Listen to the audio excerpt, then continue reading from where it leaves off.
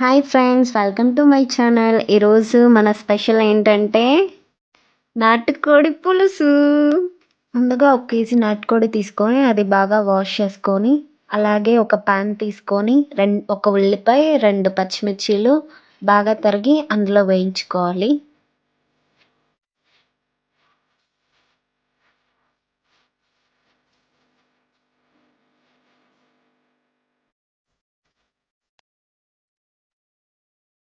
ఉల్లిపాయలు వేగిన తర్వాత అలాగే మనం ముందుగా కట్ చేసి పెట్టుకున్న నాటుకోడి ముక్కల్ని అందులో వేసుకోవాలి. అలాగే కొంచెం పసుపు, కల్లుప్పు అండ్ అల్లం వెల్లుల్లి పేస్ట్, ఫ్రెష్‌గా దంచుకున్న అల్లం వెల్లుల్లి పేస్ట్ అయితే బాగుంటుందండి. అది అలాగే కాసేపు కలబెట్టుకొని మగ్గపెట్టుకోవాలి. తర్వాత కొంచెం కారం, కొంచెం ధనియాల పొడి, కొంచెం కొబ్బరి పొడి, ఇంకొంచెం చికెన్ మసాలా పొడి వేసుకొని, కొన్ని వాటర్ వేసుకొని మూత పెట్టుకుంటే సరిపోతుంది. ఒక 5, 6 విజిల్స్ వచ్చిన తర్వాత మంచిగా కొత్తిమీర వేసుకొని దింపుకుంటే మనకు కావాల్సిన నాటుకోడి పులుసు రెడీ.